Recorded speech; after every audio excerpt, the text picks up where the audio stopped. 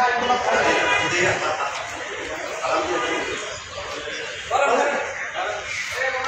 সবাই জানেন যে বর্তমানে বাংলাদেশে 2025-এ সেলিব্রিটি ক্রিকেট লিগ হচ্ছে।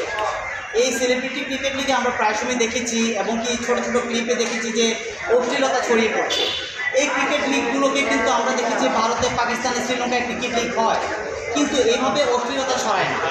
কিন্তু দেখেন রিসেন্টলি আমরা একটা ভিডিও পেলাম যে এখানে শামীম ইসলাম নীলা এবং সিনথিয়া ইয়াসমিন মারিয়ামি তারা এক্স্যাক্টলি কিন্তু অশ্লীলতাটাকে তারা প্রাধান্য দিচ্ছে, ক্রিকেট খেলাকে প্রাধান্য দিচ্ছে না। যেহেতু বর্তমানে বাংলাদেশের এই ক্রিকেট লিগটা হলো যে সবচেয়ে ডিমান্ডেবল একটা জিনিস এবং বাংলাদেশের একদম শিশু থেকে শুরু করে বয়োজ্যেষ্ঠ সবাই কিন্তু ক্রিকেটটাকে পছন্দ করে। সেই পছন্দের প্রেক্ষিতে আমরা কিন্তু সবাই পারিবারিকভাবে ক্রিকেটটা দেখতে চাই। কিন্তু এই সেলিব্রিটি ক্রিকেট লিগ 2025 নামে যে অশ্লীলতা ছড়িয়ে পড়ছে সেই ক্ষেত্রে কিন্তু আমরা পারিবারিকভাবে ক্রিকেটটা দেখতে পারছি না, এমনকি ক্রিকেটের কিন্তু মান ইজ্জত নষ্ট হচ্ছে। কারণ এই ক্রিকেট নামে একটা মেয়ে আছে এখানে, আপনারা সবাই জানেন মারিয়ামি, উনি এক্স্যাক্টলি ক্রিকেট খেলতে গিয়ে একটা অশ্লীল ড্রেস পরে উনি নিজেকে শো আপ করছে এবং উনি বলছে যদি ফিগারই যদি না দেখাতে পারি তাহলে কেন খেলতে আসলাম।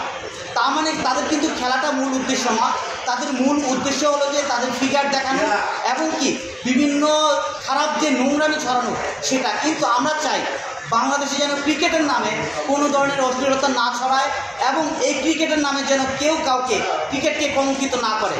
কারণ আপনারা কি চেয়েছেন ওখানে, আপনারা কি চেয়েছেন ওটা বলেন। আমরা চেয়েছি এখানে যে প্রবীণ রহমান চৌধুরী আছেন, রিয়াজউদ্দিন সেলিম আছেন, তানিম রহমান মুন্টু আছেন, তারা হলো মেন্টর।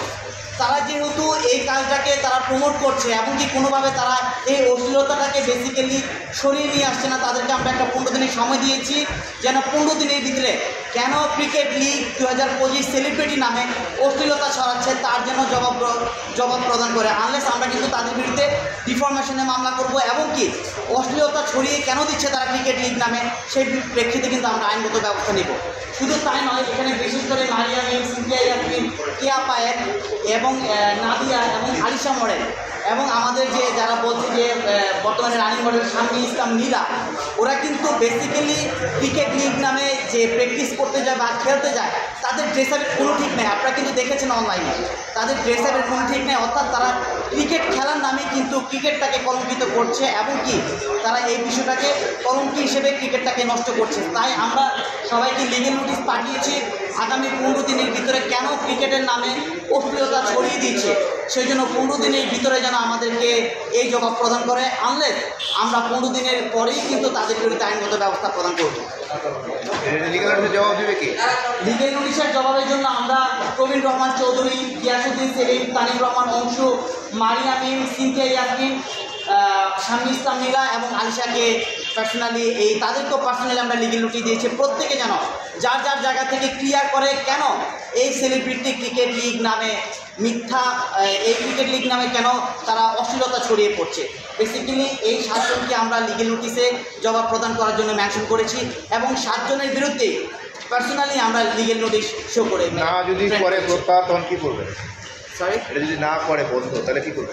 যদি তারা বন্ধ না করে তাহলে কিন্তু পরবর্তীতে আমরা আইনগত ব্যবস্থা নিব। যে বর্তমানে বাংলাদেশে যেহেতু বর্তমানে বাংলাদেশের ক্রিকেট লিগটা হলো এমন একটা জিনিস যে শিশু থেকে শুরু করে বয়োজ্যেষ্ঠ সবাই দেখে, সেই ক্ষেত্রে যদি তারা বন্ধ না করে তাহলে অবশ্যই আমরা আইনগত পদক্ষেপ নিব।